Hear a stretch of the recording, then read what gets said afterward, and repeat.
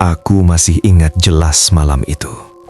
Malam ketika semua kepercayaan tentang cerita horor yang katanya cuma mitos runtuh begitu saja. Jembatan itu sebenarnya bukan tempat asing bagiku. Aku sudah melewatinya puluhan kali, bahkan mungkin ratusan. Siang hari jembatan itu terlihat biasa saja. Beton abu-abu, pagar besi yang sudah berkarat di beberapa bagian, dan sungai kecil yang mengalir tenang di bawahnya. Anak-anak sering bermain di tepi sungai, orang tua duduk sambil merokok, dan pedagang keliling lewat tanpa rasa takut. Tidak ada yang tampak aneh. Tidak ada tanda-tanda bahwa tempat itu menyimpan sesuatu yang gelap. Tapi semua berubah saat malam tiba. Warga sekitar selalu punya satu aturan tak tertulis. Jangan lewat jembatan itu sendirian setelah maghrib, apalagi tengah malam. Alasannya beragam. Ada yang bilang sering mendengar suara orang menangis. Ada yang mengaku melihat bayangan berdiri di tengah jembatan.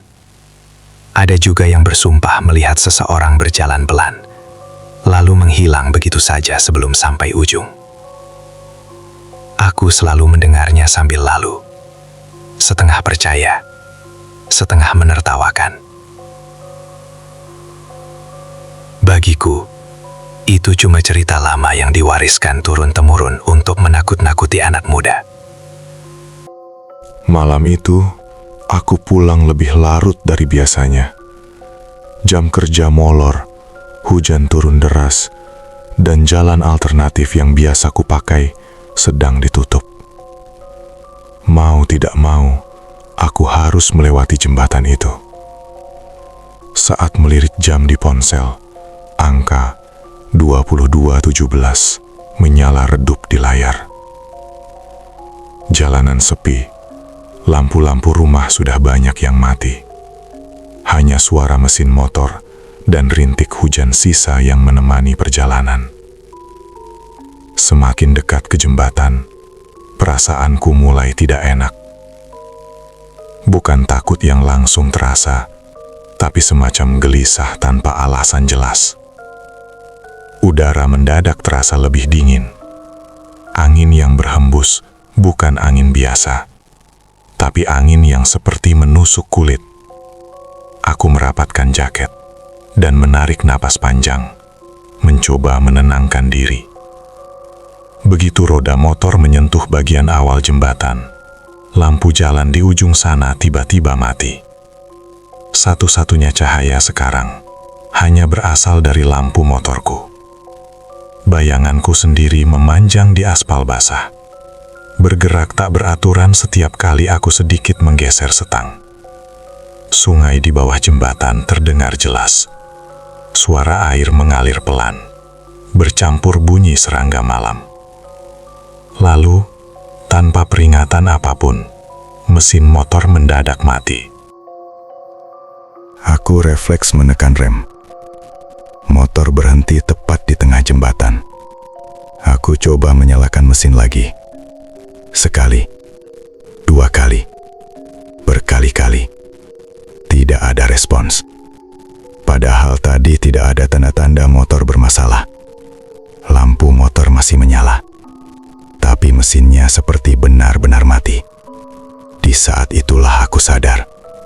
Suara sungai yang tadinya terdengar jelas menghilang, bukan mengecil, bukan menjauh, tapi hilang begitu saja. Seolah ada yang mematikan suara dunia di sekitarku. Yang tersisa hanya keheningan pekat. Sampai-sampai aku bisa mendengar detak jantungku sendiri. Setiap detaknya terasa berat, seolah memukul dada dari dalam. Aku menelan ludah. Tanganku mulai berkeringat meski udara dingin. Aku mencoba meyakinkan diri bahwa ini cuma kebetulan. Mungkin mesinnya kemasukan air hujan. Mungkin suasana sepi membuat pikiranku berlebihan. Lalu terdengar suara itu. Pelan. Serak.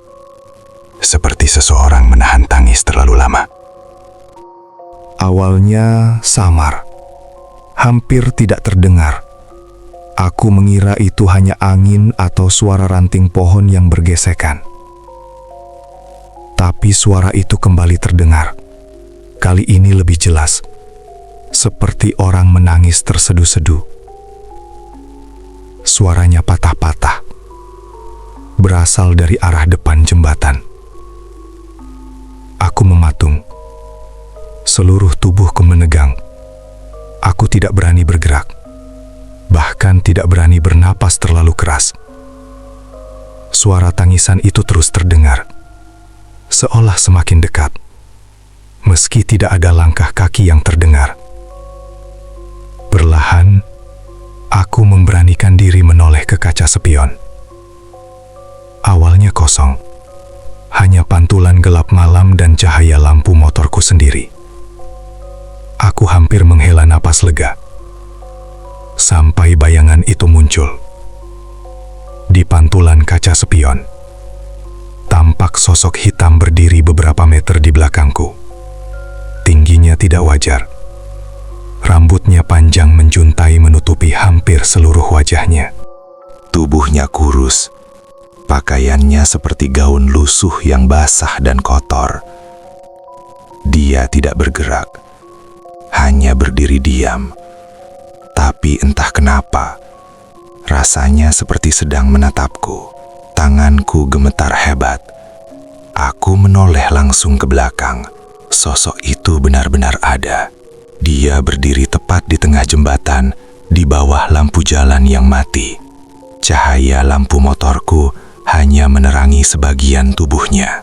Rambut hitamnya menempel di wajah dan leher, seolah baru saja keluar dari air.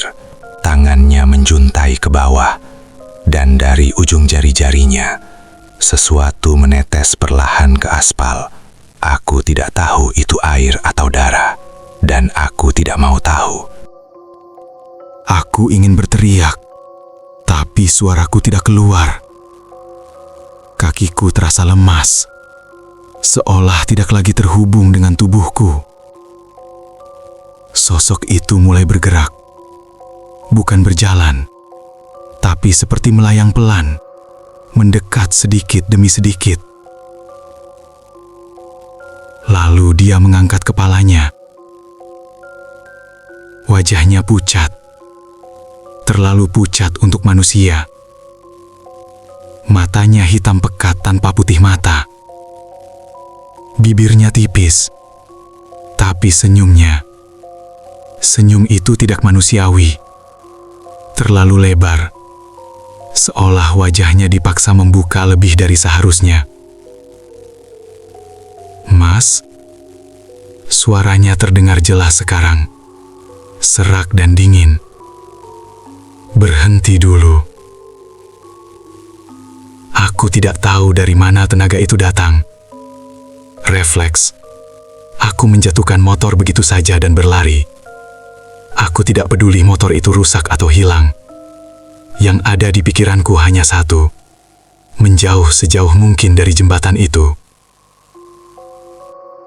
Aku berlari tanpa menoleh ke belakang. Tapi, meski aku tidak melihat, aku bisa merasakannya. Aku bisa merasakan bahwa sesuatu sedang mengikutiku. Bukan dengan langkah kaki, tapi dengan kehadiran. Udara di sekitarku terasa semakin berat, semakin dingin. Nafasku derengah-engah, paru-paruku terasa seperti terbakar. Saat akhirnya aku keluar dari area jembatan dan memasuki jalan perkampungan, suara itu tiba-tiba berhenti. Aku berhenti berlari dan jatuh berlutut. Nafasku tersengal. Saat aku menoleh ke belakang, jembatan itu tampak gelap dan sunyi, seolah tidak pernah terjadi apa-apa. Tapi, aku tahu satu hal dengan pasti. Aku tidak pernah benar-benar sendirian di jembatan itu.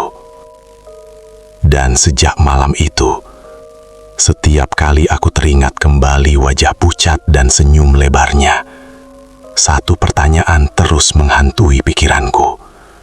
Kalau aku tidak lari malam itu, apa yang sebenarnya akan terjadi di tengah jembatan keramat itu?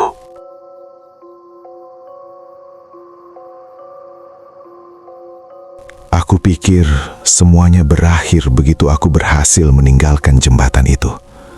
Aku benar-benar yakin selama aku sudah jauh dari sana, semuanya akan kembali normal.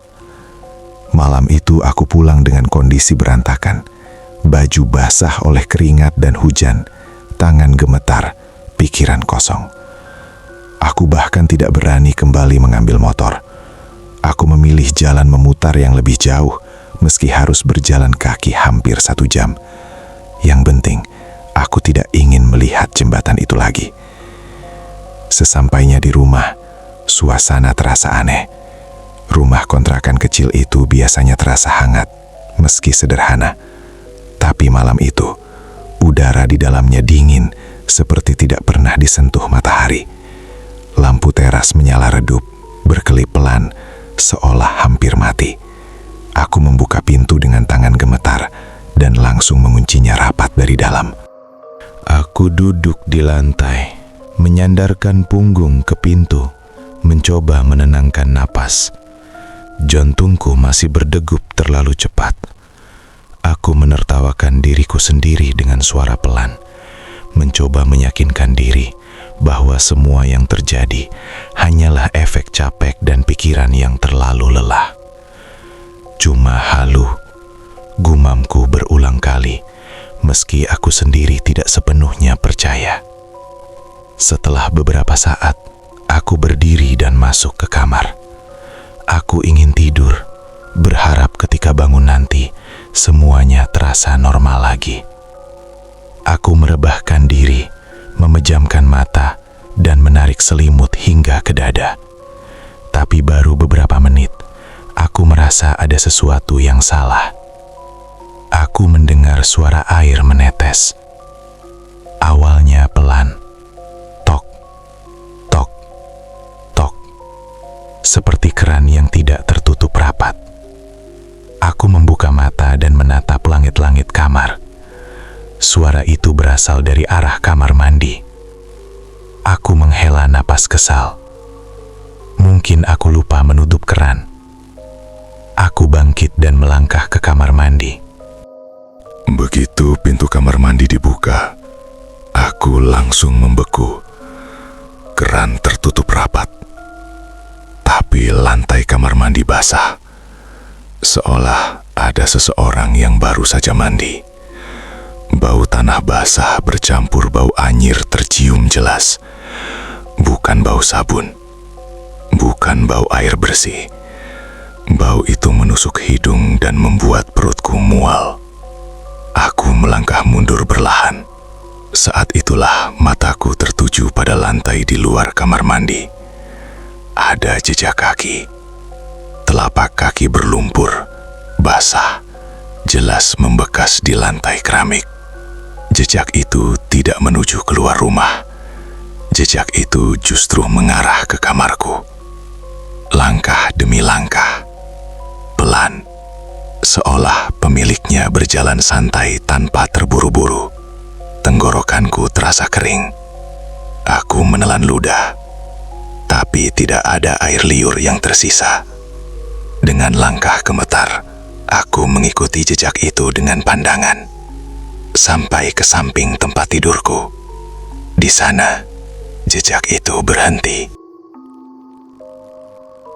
Aku berdiri terpaku. Rasanya seperti ada tangan dingin yang mencengkram dadaku dari dalam. Aku ingin berlari keluar rumah, tapi kakiku tidak mau bergerak. Seolah ada sesuatu yang menahanku untuk tetap di tempat. Lampu kamar tiba-tiba berkedip. Sekali, 2 kali, lalu menyala kembali dengan cahaya lebih redup dari sebelumnya. Bayangan di dinding bergerak tak beraturan. Dari sudut kamar, aku mendengar suara napas. Pelan, berat. seperti seseorang berdiri terlalu dekat. Mas, suara itu terdengar sangat dekat, tepat di belakang telingaku. Aku berbalik dengan gerakan cepat. Tidak ada siapa-siapa. Kamar kosong, tapi suhu ruangan terasa semakin dingin. Nafasku berubah menjadi uap tipis. Sesuatu yang tidak masuk akal di daerah panas seperti ini. Aku mundur sampai punggungku menyentuh dinding. Aku berdiri terpaku. Rasanya seperti ada tangan dingin yang mencengkram dadaku dari dalam. Aku ingin berlari keluar rumah, tapi kakiku tidak mau bergerak. Seolah ada sesuatu yang menahanku untuk tetap di tempat. Lampu kamar tiba-tiba berkedip. Sekali, dua kali, lalu menyala kembali dengan cahaya lebih redup dari sebelumnya. Bayangan di dinding bergerak tak beraturan. Dari sudut kamar, aku mendengar suara napas. Pelan, berat. Seperti seseorang berdiri terlalu dekat. Mas, suara itu terdengar sangat dekat, tepat di belakang telingaku. Aku berbalik dengan gerakan cepat. Tidak ada siapa-siapa. Kamar kosong, tapi suhu ruangan terasa semakin dingin. Nafasku berubah menjadi uap tipis. Sesuatu yang tidak masuk akal di daerah panas seperti ini. Aku mundur sampai punggungku menyentuh dinding. Jantungku berdetak begitu keras, sampai aku yakin suara itu bisa terdengar ke seluruh rumah. Lalu terdengar suara air lagi. Kali ini bukan dari kamar mandi, tapi dari dalam kamar. Suara tetesan jatuh ke lantai, satu persatu, teratur. Tok, tok, tok. Aku menunduk. Di lantai, tepat di depan lemari, terlihat genangan kecil. Airnya keruh, berwarna kecoklatan. Dari genangan itu, rambut hitam mulai muncul. Awalnya hanya sedikit, seperti serat-serat tipis. Lalu semakin banyak, menggumpal, bergerak perlahan seperti makhluk hidup. Aku mundur lebih jauh, sampai punggungku menghantam lemari. Aku ingin berteriak, tapi suaraku terkunci di tenggorokan. Rambut itu terus naik, diikuti kepala yang muncul perlahan dari lantai, seolah lantai itu bukan benda padat. Wajahnya muncul sepenuhnya. Wajah yang sama seperti di jembatan. Kulitnya pucat kebiruan, mata hitam tanpa cahaya, rambut panjang basah menempel di pipi dan leher. Mulutnya perlahan terbuka, menampilkan senyum yang sama lebarnya. Senyum yang membuat rahang manusia normal mustahil bisa melakukannya. "Aku cuma mau pulang," katanya lirih. Suaranya bukan lagi terdengar dari telinga, tapi seperti langsung masuk ke kepalaku. Kepalaku terasa pusing, pandanganku berkunang-kunang. Aku teringat cerita warga tentang jembatan itu, tentang kuburan lama yang digusur, tentang orang-orang yang hilang saat menyeberang malam hari dan tidak pernah ditemukan jasadnya. Aku sadar sekarang, dia bukan penunggu jembatan. Dia adalah seseorang yang gagal menyeberang, terjebak di antara, tidak pernah sampai ke tujuan, tidak pernah benar-benar pergi. Dan malam itu, aku melewati jalur yang sama. Aku berada di tempat yang salah, di waktu yang salah. Sosok itu mulai mendekat. Rambutnya menyeret lantai, meninggalkan garis basah. Setiap langkahnya membuat udara semakin berat. Aku bisa mencium bau tanah kuburan yang lembab, bau kematian yang menempel erat. "Mas, temani aku," bisiknya. Aku merasakan tangan dingin menyentuh pergelangan kakiku. Sentuhan itu bukan sekedar dingin, tapi seperti menyedot panas tubuhku. Kakiku mati rasa. Aku jatuh terduduk. Air mata mengalir tanpa sadar. Aku memohon dalam hati, menyebut apapun yang aku ingat. Doa yang dulu pernah diajarkan, meski lidahku tidak mampu mengucapkannya. Tiba-tiba, lampu mati. Gelap total. Dalam kegelapan itu, aku merasakan sesuatu mendekat ke wajahku. Nafas dingin menyentuh pipiku. Aku bisa merasakan rambutnya menyentuh kulitku.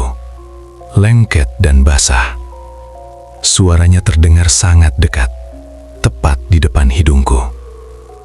"Kamu sudah lewat jembatan itu," katanya pelan.